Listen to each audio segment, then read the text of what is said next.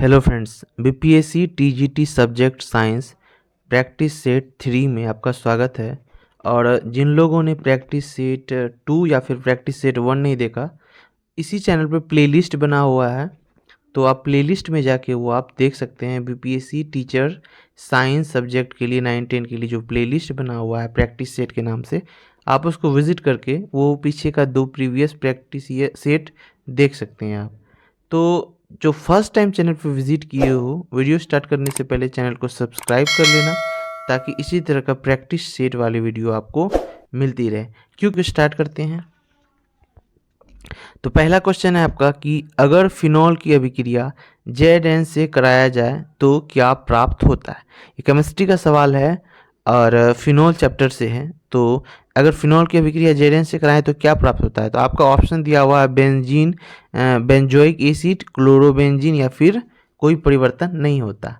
तो फिनॉल सबसे पहले जान लीजिए कहते किसको हैं। तो ये जो फिनॉल हो गया ये बेंजीन है, और बेंजीन को अगर अल्कोहल से अभिक्रिया कराने पर इस टाइप का जो बनता है उसको क्या बोलते हैं, बेंजीन। और ये जब ZN से अभिक्रिया करेगा तो क्या बनेगा, यही कहने का कोशिश कर रहा है। तो सिंपल सी बात है कि जब ZN ऑक्सीजन से रिएक्ट करेगा तो बन जाएगा ZNO और बच जाएगा सिर्फ बेंजीन। ठीक है, क्या बच जाएगा सिर्फ बेंजीन। तो क्या बन जाएगा, आपका राइट आंसर हो जाएगा बेंजीन। बढ़ते हैं अगले प्रश्न की ओर। अगला प्रश्न है आपका कि कोशिका विभाजन यानी सेल डिवीजन के समय जो है ये तुर्क तंतु, जिसे इंग्लिश में स्पाइंडल फाइबर कहते हैं, वो क्रोमोसोम के कौन से भाग में जाके जुड़ जाते हैं। तो आपका ये ऑप्शन है कि सेंट्रोमियर, काइनेटोकोर या फिर शॉर्ट आर्म या फिर कोई नहीं। ठीक है, तो इस क्वेश्चन का आपका राइट आंसर हो जाएगा काइनेटोकोर। और जो लोग सेंट्रोसोम को समझ रहे हो आंसर, मैं उनको सबसे पहले समझा दूं कि काइनेटोकोर है क्या। ये जो क्रोमोसोम होता है, जैसे कि ये आपका ये क्रोमोसोम है, ठीक है, ये आपका हो गया क्रोमोसोम। तो जो ये 20 वाला पार्ट है, ये पूरा सेंटर वाले पार्ट को हम लोग सेंट्रोमियर बोलते हैं। जबकि जो स्पाइंडल फाइबर आके मिलता है, मैं बता दे रहा हूँ, 1 मिनट, ये आपका क्रोमोसोम मैं फिर से बना दूँ अच्छे से। ये क्रोमोसोम है, ये आपका क्रोमोसोम अच्छे से मैं बना देता हूँ। ये रहा आपका क्रोमोसोम। क्रोमोसोम में जो अंदर है ये जो होते हैं क्रोमेटिन, इस प्रकार होते हैं। ठीक है, और यहाँ पे होते हैं काइनेटिक और अंदर की ओर दो, एक इस तरफ एक इस तरफ रहते हैं।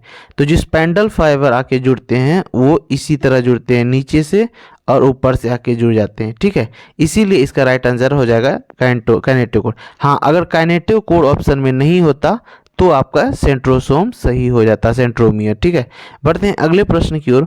तो अगला प्रश्न है कि इनमें से कौन से संघ के जीवों में रीजनरेशन यानी पुनरुद्भवन की क्षमता बहुत अधिक होती है। तो ये है आपकी ये ऑप्शन कि प्लेटीहेल्मिन्थस में, सिलेंट्रेटा में, आर्थ्रोपोडा में या फिर एनीलिडा में।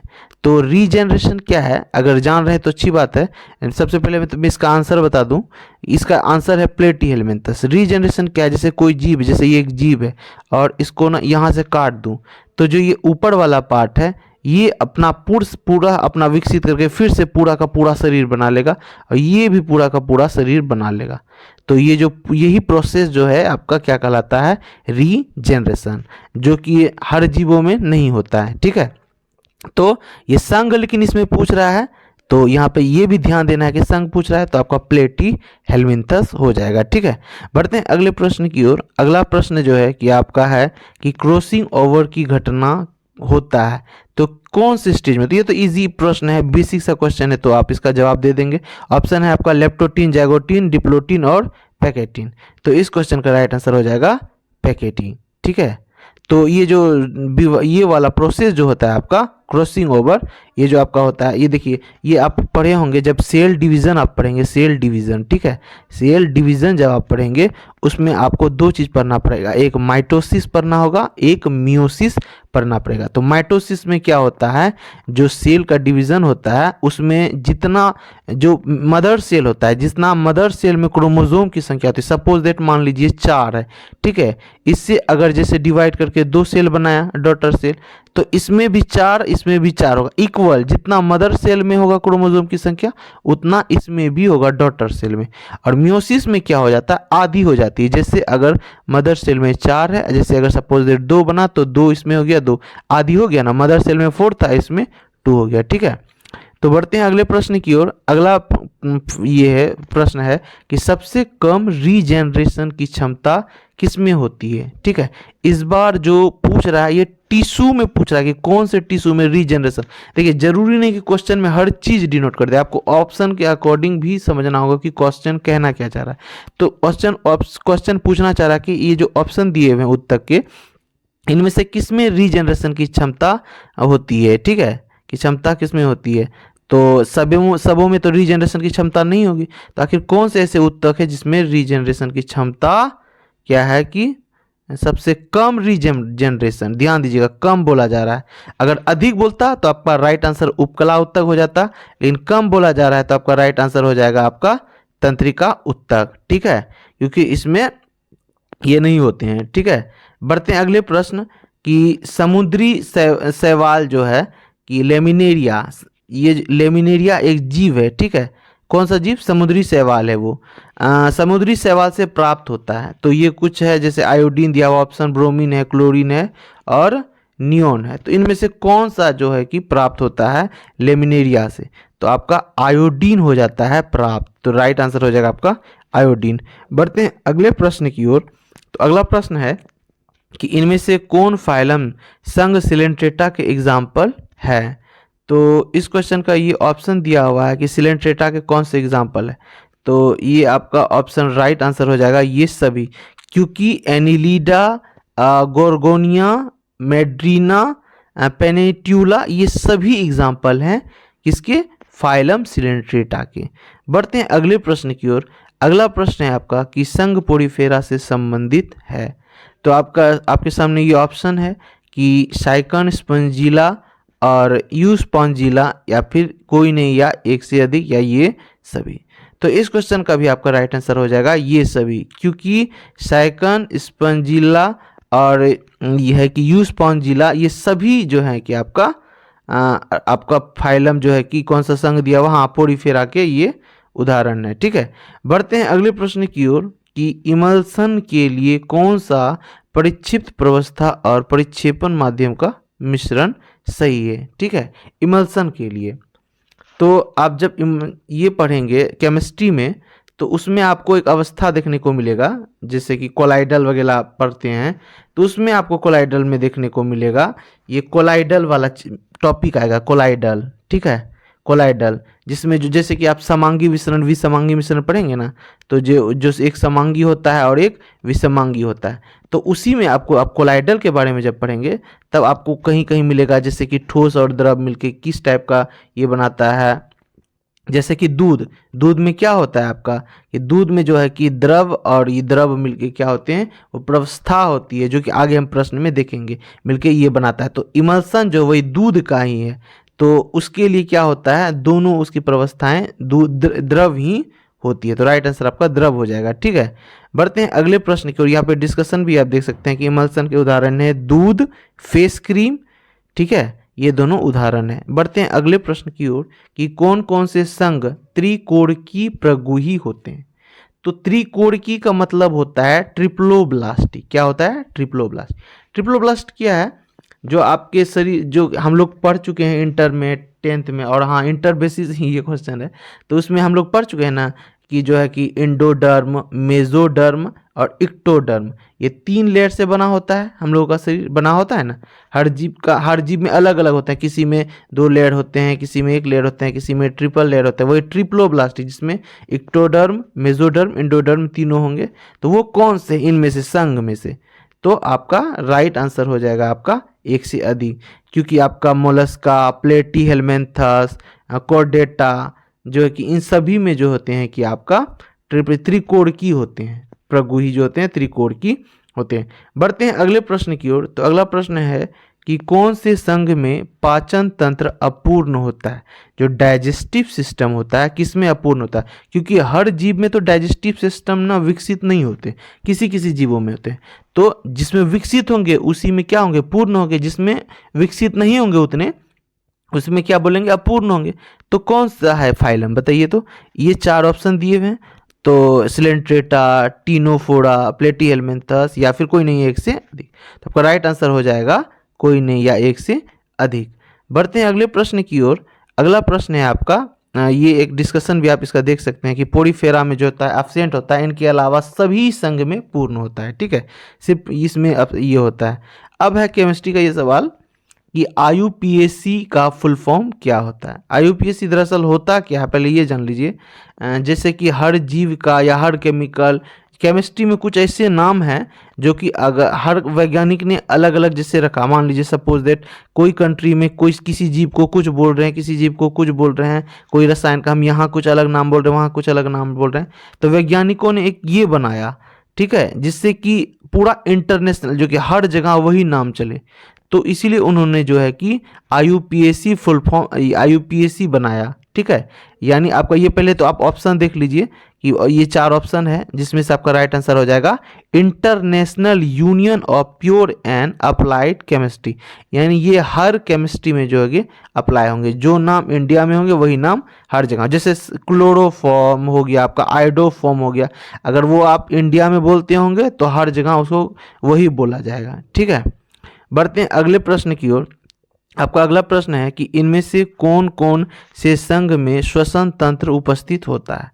तो ये आपका ऑप्शन दिया हुआ है, और अर्थोपोडा, मोलस्का, इकाइनोडर्मेटा, कोडेटा, हेमिकोडेटा, कोई नहीं या एक से अधिक। ठीक है, तो आपका इस क्वेश्चन का आपका राइट आंसर हो जाएगा आपका किसमें श्वसन तंत्र उपस्थित होता है। ठीक है, तो ये सभी संघ है, इनमें से आपका राइट आंसर हो जाएगा ये। ठीक है, ये सभी, क्योंकि आपका जो है यहाँ पे डिस्कशन भी देख सकते हैं कि आपका इसमें जो है कि Arthropoda, Mollusca, Echinodermata, Chordata, Hemichordata, इन सबों में जो होता है कि श्वसन तंत्र होते हैं, और इनके अलावा जो होते हैं बाकी सब में श्वसन तंत्र नहीं होते हैं। ठीक है, इनके अलावा आप बाकी सब यहाँ डिस्कशन भी देख सकते हैं, इन सब के अलावा सभी संघ में श्वसन तंत्र अनुपस्थित होते हैं।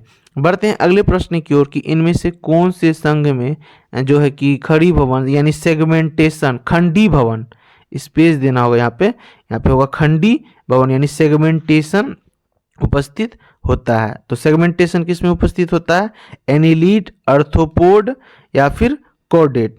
तो इस क्वेश्चन का आपका राइट आंसर हो जाएगा एक से अधिक, क्योंकि सब में होता है, कोर्डेट, अर्थोपोड, एनिलीड सब में होता है। अरे खंडन वाला जैसे कि कोई जीव होता है, जो होता है ना, जीव को अगर बांटिएगा ना इससे बराबर बराबर, तो एक रेखा, एक अनुमान बता रहे हैं, जैसे कि दोनों तरफ, दोनों पार्ट कुछ इस तरफ आ जाएगा, कुछ इस तरफ आ जाएगा, इक्वली, वो आप अभी इस वीडियो में बताएंगे डिटेल से, तो वीडियो काफ़ी लंबा हो जाएगा, इसीलिए बढ़ते हैं अगले प्रश्न की ओर। अगला प्रश्न है कि कक्षाओं में इलेक्ट्रॉन के वितरण किस पर आधारित है। तो इलेक्ट्रॉन के वितरण किस प्रकार आधारित हैं। तो ये जो है कि क्वेश्चन आपका कह रहा है कि जो होते हैं कक्षा जो होते हैं, जैसे कि एक परमाणु होते हैं ना, उसमें कक्षा होते हैं, जैसे परमाणु एक नाभिक हो गया, और इस प्रकार कक्षा बने होते हैं। तो हर कक्षा में जो होता है, जो कक्षाएं होती है, कक्षाओं में जो इलेक्ट्रॉन का वितरण जो होता है किस आधार पे होता है। आप वो आधार क्या, जैसे कि बोरबेरी या विकर्षण या स्थानांतरण के आधार पे, ठीक है, किस आधार पे होता है। तो आपका राइट आंसर हो जाएगा बोरबेरी। इसके अनुसार क्या था कि जो होते हैं कक्षा जो बढ़ते, जैसे कि एस कक्षा है, पी कक्षा है आपका, उसके बाद फिर डी कक्षा है, उसके बाद एफ कक्षा है। एस कक्षा में जैसे कि 2 इलेक्ट्रॉन होते हैं, तो पहले ये भरेंगे, फिर इसमें 3 कक्षा होते हैं, 3 कॉलम डिब्बा होते हैं, सब में 2-2 इलेक्ट्रॉन करके बढ़ते हैं। अरे एक एग्जांपल देखिए मैं समझा देता हूँ, हाँ मुझे पता है आप जान रहे होंगे, फिर भी मैं समझा देता हूँ। जैसे कि मान लीजिए कतार में व्यक्ति खड़े हुए हैं, ठीक है, 2 तरफ लाइन बने हुए, और मुझे मिठाई बांटनी, कैसे बांटूंगा मैं यहाँ जा रहा हूँ, क्या करूँगा, इसको दे के फिर आगे बढ़ जाऊँगा, नहीं, पहले इधर दूंगा, फिर इधर दूंगा, तब जाके आगे बढ़ूंगा, फिर इधर दूंगा इसको, फिर इधर दूंगा, फिर आगे बढ़ूंगा, फिर इधर दूंगा। ऐसा नहीं कि यहाँ दे के फिर यहाँ बढ़ जाऊंगा, फिर यहाँ आऊँगा, नहीं, पहले नीचे वाला दोनों आदमी को कंप्लीट करूंगा, फिर यहाँ कंप्लीट, फिर यहाँ। उसी प्रकार होता है इलेक्ट्रॉन का भी वितरण, जो कि बोरबेरी पर आधारित है। ठीक है, बढ़ते हैं अगले प्रश्न की ओर, जो कि है कि इनमें से कौन से संघ का शरीर संगठन स्तर उत्तक का होता है। अब इसका ऑप्शन दिया हुआ है कि पोरीफेरा, सिलेंट्रेटा, टीनोफोरा या फिर बी एंड सी। तो आपका जो है कि ये ऑप्शन दिया हुआ है, तो आपको बताना कि इनमें से जो है कि कौन से संघ का शरीर संगठन स्तर ये ऊतक स्तर का होता है। हर जीव में होते हैं ना उसके संगठन स्तर। अरे संगठन स्तर किसको कहते हैं? कहने का मतलब जो हर जीव में जो कार्य होगा, हर जीव में कार्य होता है कि नहीं? जैव प्रकरण वगैरह भी पढ़ चुके होंगे 10 में। तो हर जीव में जो कार्य होता है, कार्य करने के लिए हमारे अंदर कोशिका होते हैं कि नहीं? तो हर किसी में जो होते हैं कार्य के अनुसार उसका संगठन स्तर बांटा गया था, जो कि हम लोग ये विविधता वाले चैप्टर में पढ़ चुके हैं। ठीक है, उसमें क्या था, जैसे कि एग्जाम्पल देके समझाता हूँ। एक जीव है, 2 जीव है, 3 जीव है। तो कुछ जीव में जैसे कि मान लीजिए इसमें टंकी है, ये इसमें पानी भरना है, इसमें भी पानी भरना है, इसमें भी पानी भरना है। अब मान लीजिए एक एग्जाम्पल, मान लीजिए एक व्यक्ति है, मान लीजिए हल्क है। ठीक है, तो मान लीजिए ये कोशिका है, कोशिका हल्क बोलिए या कोशिका बोलिए। ठीक है, ये टंकी को अकेले भर रहा है, यानी कहने का मतलब इसमें जो है कि कोई भी काम जो कर रहा है कोशिका के द्वारा ही कर पा रहा है, कोशिका ही काम कर ले रहे हैं। ठीक है, तो इसको क्या बोलेंगे? कोशिका स्तर का इसका संगठन स्तर है। ठीक है, फिर किसी जीव में इसमें क्या है, मान लीजिए पतले दुबले आदमी है, इन सब से नहीं हो रहा क्योंकि मोटा आदमी तो कर लिया। अब मान लीजिए ये सभी मिलके, अब एग्जांपल में समझा रहा हूँ कि बना लिए ऊतक, ये कोशिका मिलके क्या बना लिए? एक ऊतक बना लिए। ऊतक बना के ये टंकी को भर रहे हैं, काम कर रहे हैं किसी को। तो इसका मतलब, कहने का मतलब मैं ये समझा रहा हूँ, इसमें जब कोशिका ही कर पा रहे थे किसी काम को, और किसी किसी जीव में ऊतक काम करते हैं। तो ऊतक अगर काम करते हैं, जैसे सभी मिलके, ये जीव मिलके बना लिए, पावर रेंजर बन गए और एक आदमी बन के काम कर रहे हैं। एग्जाम्पल के लिए मैंने बताया। तो इसका स्तर कैसा बोलेंगे हम लोग? कि ऊतक स्तर का संगठन स्तर होता है। और फिर जैसे कि आगे, फिर इसमें क्या होगा, इसमें और भी ऊतक भी मान लीजिए इसके लिए कम पड़ जा रहा है। ठीक है, तो क्या करेगा? सभी ऊतक मिलके बना लेंगे अंग बना लेंगे, और किसी किसी पर्टिकुलर काम को अंग काम करेंगे। जैसे कोई ऑक्सीजन रेस्पिरेशन को संभाल रहा है, कोई जो एक्सक्रेशन को संभाल रहा है। ठीक है, तो इसी प्रकार संगठन स्तर बटा हुआ। कोशिका जिसमें करेंगे कोशिका संगठन स्तर, कोशिका स्तर संगठन स्तर, या फिर जिसमें ऊतक से होगा ऊतक स्तर। ठीक है, इस प्रकार होंगे। तो इस क्वेश्चन का राइट आंसर आपका हो जाएगा ये सिलेंट्रेटा भी इसका राइट आंसर है आपका सही, और आपका टीनोफोरा भी है, फिर पोरीफेरा नहीं होगा। तो इस अकॉर्डिंग राइट आंसर हो जाएगा आपका बी एंड सी। बढ़ते हैं अगले प्रश्न की ओर। अगला प्रश्न है कि पृथ्वी पर किसी वस्तु का द्रव्यमान 60 केजी है और उसी व्यक्ति का द्रव्यमान चांद पर कितना होगा? ठीक है, और यहाँ पे दे भी देगा कि चांद पर गुरुत्व का पृथ्वी की अपेक्षा कितना होता है? 1/6, यानी पृथ्वी पर जितना गुरुत्व ये होता है आपका गुरुत्वाकर्षण, चांद पे पृथ्वी की अपेक्षा 1/6 गुना होता है। ठीक है, तो इसका ऑप्शन दिया हुआ यहाँ पे 10 केजी, 30 केजी और 60 केजी या 360 केजी।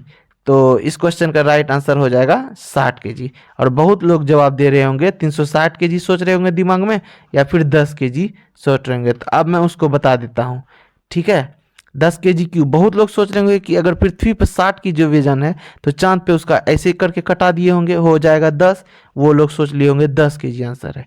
और बहुत लोग क्या सोच लिए होंगे कि 60 को 6 से गुना कर दिए होंगे, जो को कुछ नहीं जान रहे हैं। राम तुक्का नहीं होता, तुक्का मारने में, कि 6 से 360 कर लिए होंगे। तो उन दोनों का आंसर गलत है, क्योंकि क्वेश्चन ध्यान से पढ़िए। क्वेश्चन में लिखा हुआ है द्रव्यमान 60 केजी है, और द्रव्यमान कभी भी किसी वस्तु का नहीं बदलता। चाहे कोई भी जगह चल जाओ, पूरे ब्रह्मांड, पूरे दुनिया में आप कहीं भी चल जाओ, किसी भी वस्तु का द्रव्यमान कहीं भी नहीं बदलता। तो क्या हो जाएगा? 60 केजी अगर पृथ्वी पर है तो चंद्रमा पे भी उसका द्रव्यमान 60 केजी ही होगा।